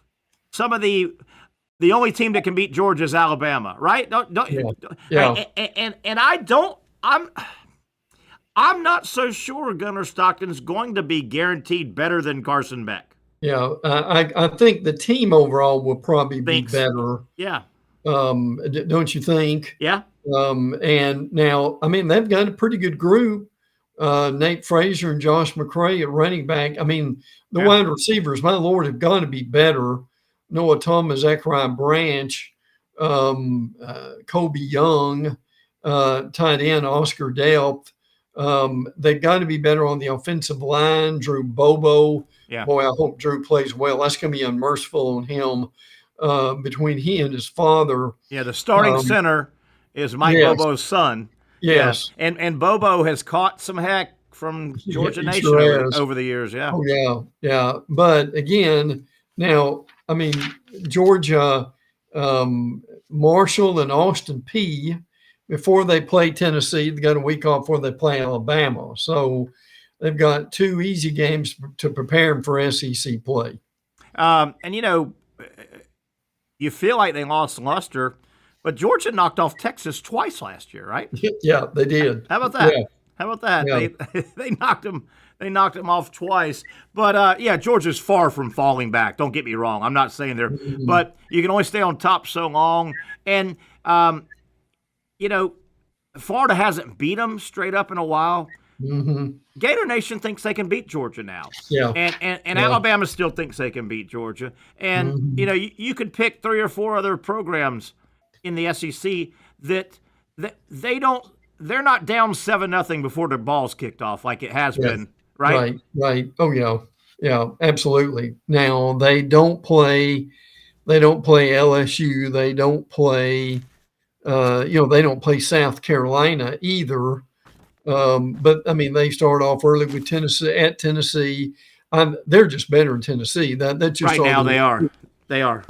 Then they've got kind of an iffy October at Kentucky at Auburn. They're better than Auburn on any given day. They've got that return game with Ole Miss 2 weeks before they play Florida, and then they've got now that Texas game.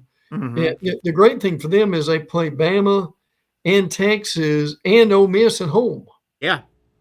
How's that for a home slate? Yeah. Oh man. Well, yeah, I mean, we talked the other day about that's why their tickets are about 2 or 3 times more expensive than they were last year. And more. Speaking of tickets, and that's how it happens. I mean, supply and demand, and you win a lot, your tickets go up. Did you see where Gator basketball all of a sudden those tickets just went up? You could head over to Gator basketball on a random January, February, Saturday. Right. Yeah, and you go enjoy some lunch, and you get out there under $100. Hey, sure. Now Florida's Saturday schedule in basketball at home, it's unbelievable. I mean, they bring a bunch of good teams in. I've got the matchup though, Brent. Today is the 15th. Okay, tomorrow, obviously Saturday the 16th. You add 7 days to 16. That takes us Saturday the 23rd. Iowa State, Kansas State, very watchable. That's the double. That's the Dublin. That's the Dublin game, and that's a nooner. Right. And then there's not a whole lot there. Really. I mean, you could do highlights. So I wish they could beef that up. I wish they could. If they're going to do this abbreviated weekend, first weekend, you got to put at least one game. Absolutely. Yeah. I agree with that. I mean, can you imagine, Terry, if they'd have put Clemson LSU on? Can you imagine the audience for that game? Yeah. But look, I'm with you. I think these week 0 games are basically coming to the end, and what they're going to do, they're just going to move week 1 up. Is what they're going to do, and so you can get the season over with a little faster, because right now what you're looking at is, and look, but you and I were complaining, but the reality is right now your season's not ending until January 20 something. And Terry, if it may not stretch out far, but if we go to 16, the national championship game may be January 25th? Well, that's like 26th or something like that. That is like, well, here's the issue though I've got with this silly week 0. You've got the college football fan. Yes. And the college football fan has been in hibernation for all this time, all these weeks, all these months. And this happens every year now. Okay, college football really starts August 23rd. Well, Iowa State, Kansas State, and then there's nothing else. Okay, there's five or six games. Right. So you held us in hibernation, and that's what you gave us. Okay, then the following Thursday, because the NFL doesn't start until the following week, so the NFL doesn't have Thursday. You go, okay, we've been in hibernation. They really didn't give us much that Saturday. Thursday, there's a bunch more games, but almost nothing. Boise State is at South Florida. I want to see what Boise looks like, and Florida plays South Florida, so I want to watch them. But, I mean, you look around, they've held us in hibernation, and there's just nothing. Nebraska, Cincinnati, 9 o'clock that night. So the first 2 days of college football, they really give you nothing. They really give you nothing. The best game to open the season is that Friday night, August 29th. Yeah. And I wish that game was on the 23rd. That damn what do we got? Baylor and Auburn. Baylor and Auburn. Baylor and Auburn is a good game. Georgia Tech, Colorado. Right there. Split those up, man. Those are 2 watchable games. Yeah, and look, that Baylor Auburn game is humongous for Auburn. Yep. I mean, Auburn needs to win that game badly, and Baylor, frankly, is a better team. I mean, Terry, I understand, frankly, that, and that they didn't make much of it. It probably doesn't mean anything, really at all. But the problem is your quarterback at Auburn, who comes over from Oklahoma. I understand he and the coaching staff got into it a little bit. Jackson Arnold this week. Yeah. I'm still not convinced. He may be fine for them. Yeah. I'm still not convinced that Jackson Arnold can set the woods on fire at Auburn. Yeah, it'll be interesting to see how that plays out. But yeah, you heard a lot of talk. You read a lot of talk that there were some heated moments. The Saturday, August 30th, man, this is what a nice day. And there's a couple hidden games here. Nobody but you and I will appreciate. But, I mean, Texas, Ohio State right out of the gate on Saturday the 30th, which this is really the start of college football. If you ask me. It is. This is the start. Sure.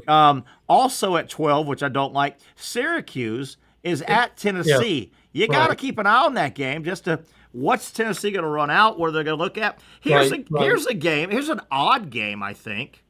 And I don't know much about Southern Miss, but did you see this?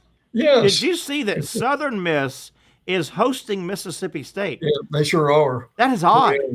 And, State's not very good. I don't know if Southern Miss is supposed to be good. Jeff Levy doesn't need to go lose that game. No, he really doesn't. But, I mean, they're still predicting Mississippi State to win 4-5 games, I mean, at the most. And by the way, that Syracuse-Tennessee game is in Atlanta. Yeah. Which would be interesting. And I give the SEC credit. I don't remember the conference doing this if they'd ever had in it like 6 of their main teams on the road. Yeah, strange. So it's kind of, you got a couple nice games at early at the noon hour. That'll wrap up and get us right to the 3:30 slot of games. Alabama, Florida State. That's right. I mean, what do they both look like? What does FSU look like? Mm-hmm. So that's really the main one, and we'll do this the next couple of weeks. The main middle of the day, Florida's got Long Island. Am I correct that Long Island game that's supposed to be UCF? Yeah, correct. Yes. And they just had to get someone in there to play them because UCF had to pull out because of their new conference affiliation. Yeah. Well, my understanding is, Terry, I may be mistaken on this, but I understand that game was supposed to be at UCF. I think it was. I think it was one of those 3-game series. Florida gets 2, but UCF kind of said, "Wait a minute, we'll sign it. You got to give us 1." Right, which is fair. Yeah, I agree.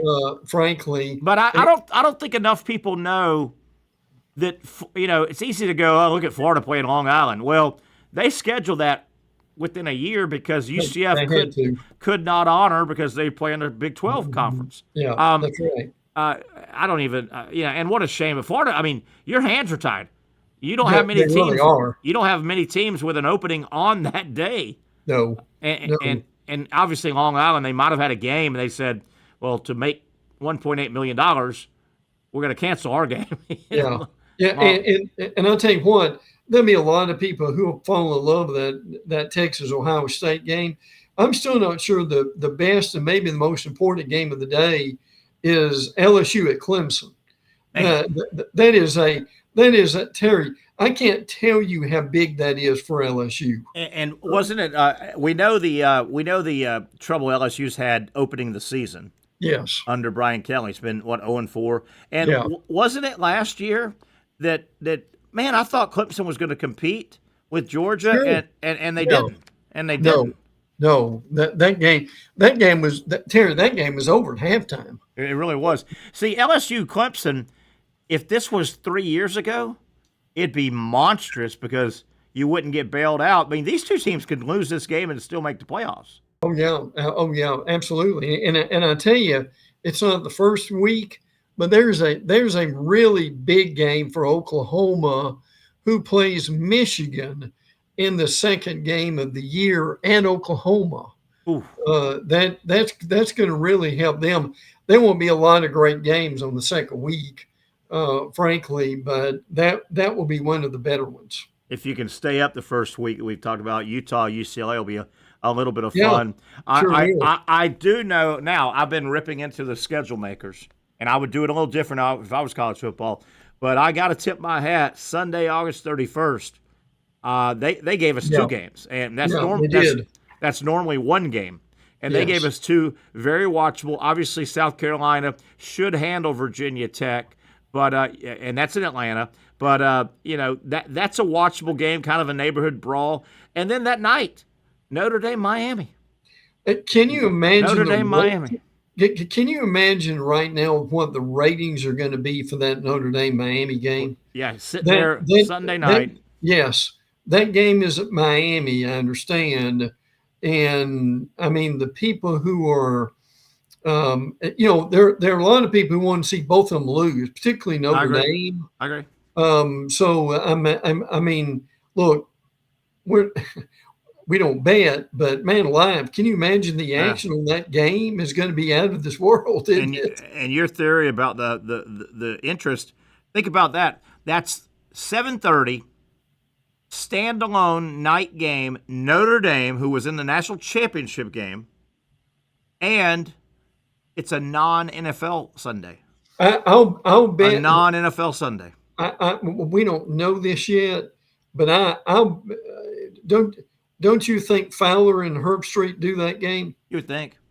And now I would say going to be tough, but you get to sleep on a plane after the game, but I'm guessing now the Texas game is a Fox game, right? Yes. And the LSU Clemson game, I'll bet Herbstreit and Fowler do back-to-back games on that weekend, unless Herbstreit and Fowler, unless they want them to do the North Carolina game on Monday. I think Herbstreit's done that before. I think he's done a couple one. Yeah, to welcome Belichick back to the ranks. Will people watch that game, or will they be worn out by then? There is a little fatigue about that, and it's not a great game. I don't love that game at all. I wish they would give us something better. And they used to give us a pretty good Monday night Labor Day game. That game does nothing for me. I get the TV people and the Belichick and all, but I mean, I could have lived with that being 4 weeks down the road when there's nothing. When there's truly nothing. Yeah. Put it on a Thursday against the NFL. That's pretty weak to me. I don't love that. Yeah. And it's going to be a glorified. They're just going to have cameras locked on Belichick and his girlfriend. Yeah. Oh yeah. And I mean, what there'll be a prop bet. What are the over under? How many times is she shown on camera? Oh, yeah. How many times is he shown on camera? Mm-hmm. That game, when it came out, it didn't do anything for me. I'm like, you can do better on Monday. Again, we've all been in hibernation so long. Give us some good stuff. Yeah, I agree. You know, well, I think overall it's a good weekend. It is. I agree. So I mean, we'll certainly be excited and jonesing for it by then too. So that's gonna be that's gonna be a lot of fun. So, but I mean, I don't know if any of the SEC teams get upset. I mean, you just never know what might happen. Yeah.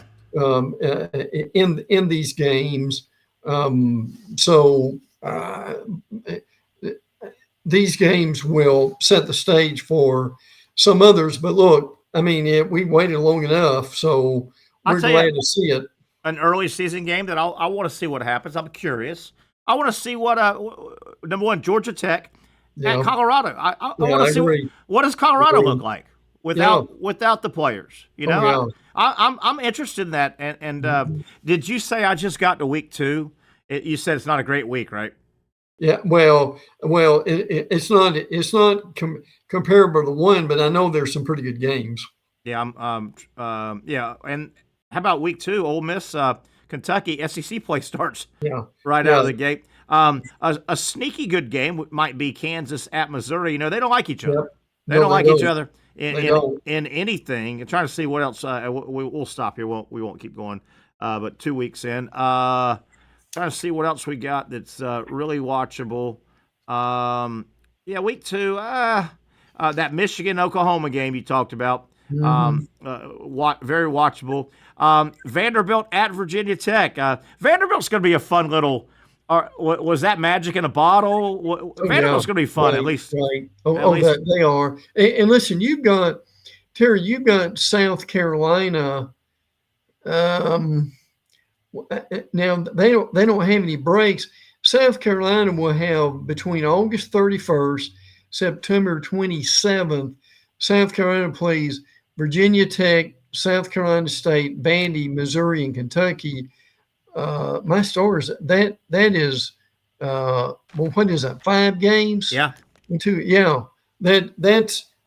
Terry, that's almost half your schedule before September's over. That's a quirk, isn't it? Oh yeah, but again, the great thing about it is everybody will have 2 off weeks, so that'll help. I'll tell you another quirk, and this might have been. I might have seen this in your notepad first ever this year. Have you seen the quirk in the Miami Hurricanes schedule? They and I've got it here. Miami doesn't leave the state of Florida until their 8th game in November or something like that. That's insane, isn't it? Notre Dame in Miami, Bethune-Cookman in Miami, South Florida wouldn't matter, but in Miami. Florida wouldn't matter, but in Miami. Yeah. Okay, so right out of the gate. Then they're at Florida State, Louisville at home in Miami, Stanford at home. They don't go out of the state of Florida, the Miami Hurricanes, until Saturday, November 1st at SMU. The travel budget will be light for them this year. Home. They'll bust to. If they'll fly or bust to my FSU, probably they'll fly to FSU. Louisville, gosh darn, at SMU. Then they've got Syracuse at home, NC State. They only go out of the state 3 times. That's amazing. And the last 2 of the year are 2 of the 3. Yeah, I don't think people have seen that yet. That there'll be some weeping and gnashing of teeth when that happens, as that goes along. yeah, definitely. People look at Miami better than you and I. I mean, they're 10th in the 2 polls. I don't think they're the 10th best team in the country. I don't either. I really don't believe. I like Carson Beck. Is Carson Beck going to win for them?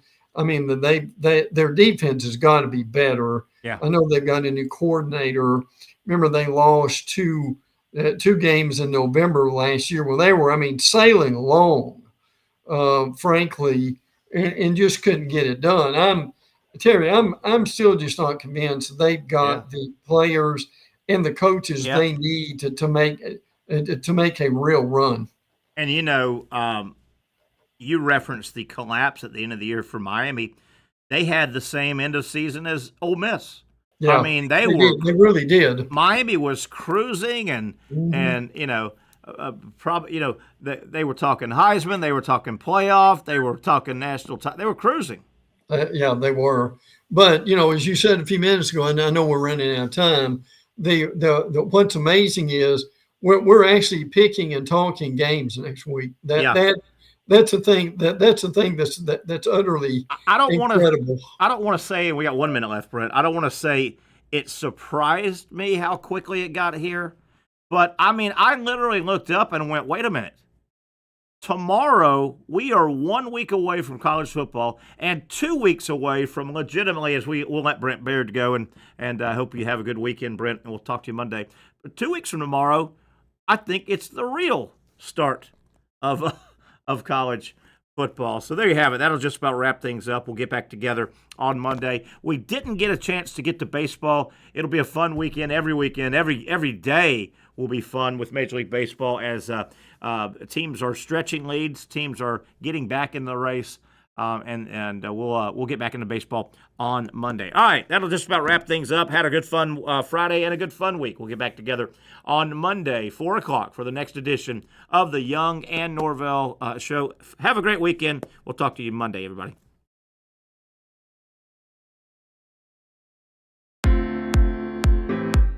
At Southeast Orthopedic Specialists, we know pain and injuries can stop you from doing what you love.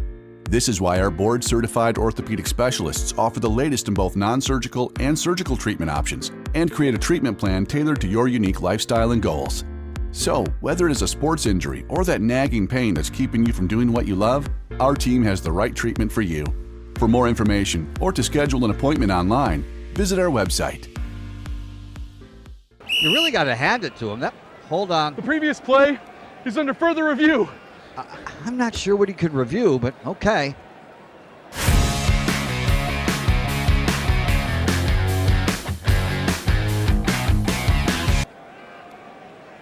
Sure has been a while. Dine in at Hurricane Grill and Wings for the football season. Well, there he is. Oh, what is that?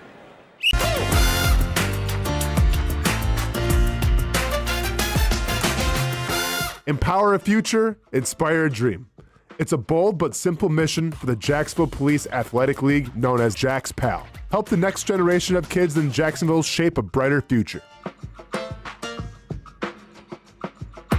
Their after-school programs, teenage leadership programs. There's community outreach. This has been just an awesome opportunity to be out here with my colleagues and do something good for the community. It's really been an interesting opportunity to just see everybody work together in a way that we don't normally in the office. And there's sports.